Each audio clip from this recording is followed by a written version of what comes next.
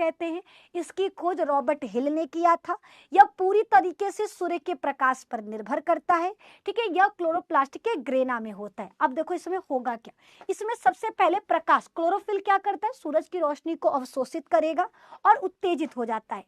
फिर क्या होगा, ये जो सूर्य का प्रकाश है वो जल को तोड़ेगा, यह ऊर्जा, ठीक है, सौर ऊर्जा का उपयोग करके पानी के अणु H2O को हाइड्रोजन आयन, इलेक्ट्रॉन और ऑक्सीजन में तोड़ दिया जाता है, ठीक है। यह हमारा जल था, जल को तोड़ दिया जाएगा हाइड्रोजन में, इलेक्ट्रॉन में और ऑक्सीजन में, ठीक है। इसी को हम कहते हैं प्रकाशिक अभिक्रिया, ठीक है। अब जब जल हमारा टूटता है, क्वेश्चन आपके एग्जाम में आएगा कि भैया प्रकाश संश्लेषण की प्रक्रिया में क्या बनता है, तो आप कहोगे ग्लूकोज बनेगा। ग्लूकोज के साथ क्या बनता है, ग्लूकोज के साथ ऑक्सीजन बनता है। लेकिन सवाल, ऑक्सीजन कैसे बन रहा, ऑक्सीजन बनता है जल के टूटने से। जल को कौन तोड़ता है, सूरज की रोशनी, ठीक है। सूरज की रोशनी कहाँ तोड़ती है, क्लोरोप्लास्ट के ग्रेना में, और क्लोरोप्लास्ट के ग्रेना में सूरज की रोशनी के द्वारा जल का टूटना, इसे क्या कहते हैं, प्रकाशिक अभिक्रिया कहते हैं। क्या कहते हैं, प्रकाशिक अभिक्रिया कहते हैं। जब जल टूटेगा तो हमारा ऑक्सीजन बाहर निकलेगा और ऊर्जा का निर्माण होता है, ठीक है। इस चरण में एटीपी और NADPH के रूप में रासायनिक ऊर्जा बनती है, जिसका उपयोग अगले स्टेप के लिए किया जाता है, ठीक है। प्रकाश संश्लेषण 2 स्टेप में पूरा होता है, प्रकाशिक अभिक्रिया और अप्रकाशिक अभिक्रिया, है ना। पहला हमने आपको बताया प्रकाशिक अभिक्रिया, क्या क्या बताया, प्रकाशिक अभिक्रिया के बारे में हमने क्या क्या बताया। सबसे पहली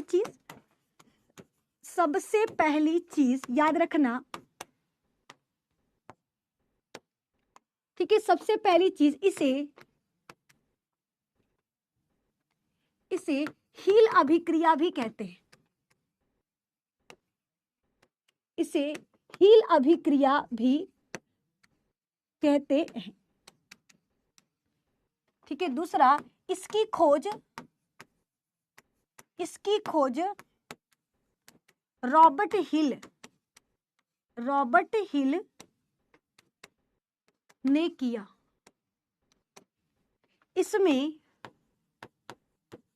इसमें पत्तियों में उपस्थित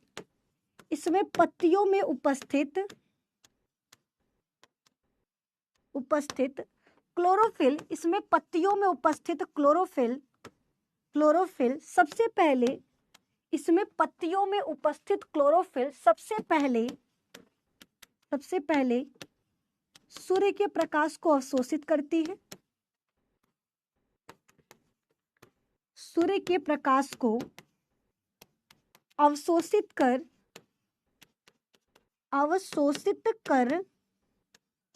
उत्तेजित हो जाती है, अवशोषित कर उत्तेजित हो जाती है। फिर क्या होगा, फिर सूर्य का प्रकाश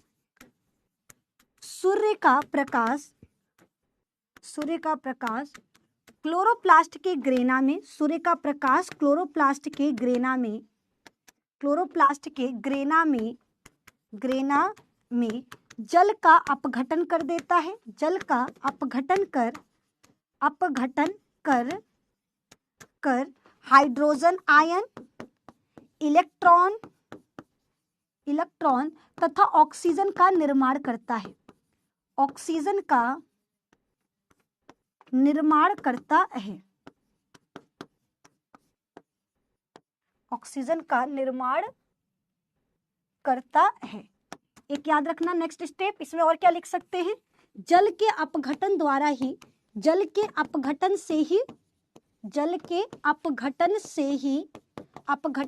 ही ऑक्सीजन बनता है, जल के अपघटन से ही ऑक्सीजन बनता है। इसमें नेक्स्ट क्या लिखना है, इसमें एटीपी तथा NADPH, इसमें एटीपी तथा NADPH के रूप में ऊर्जा भी बनता है,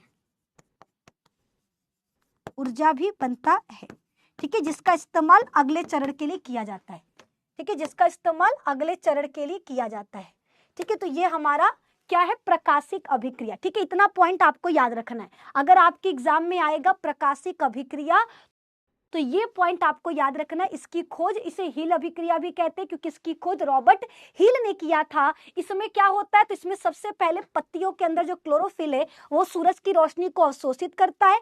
फिर क्या होगा, सूरज की रोशनी अवशोषित करने के, सूरज की रोशनी जब आ जाएगा पत्ती के अंदर तो वो क्लोरोप्लास्ट के ग्रेना में जाकर के जल को तोड़ देगा। ठीक है, जल को तोड़ देगा और जल जब टूटेगा तो क्या बनेगा, हाइड्रोजन आयन, इलेक्ट्रॉन और ऑक्सीजन। ठीक है, जल के अपघटन से ही ऑक्सीजन बनता है। क्वेश्चन आएगा प्रकाश संश्लेषण की प्रक्रिया में ऑक्सीजन कैसे बनता है, तो जल के अपघटन से बनता है। कैसे बनता है, तो मेरे दोस्त याद रखना, जल के अपघटन से बनता है। अब नेक्स्ट आ जाइए अप्रकाशिक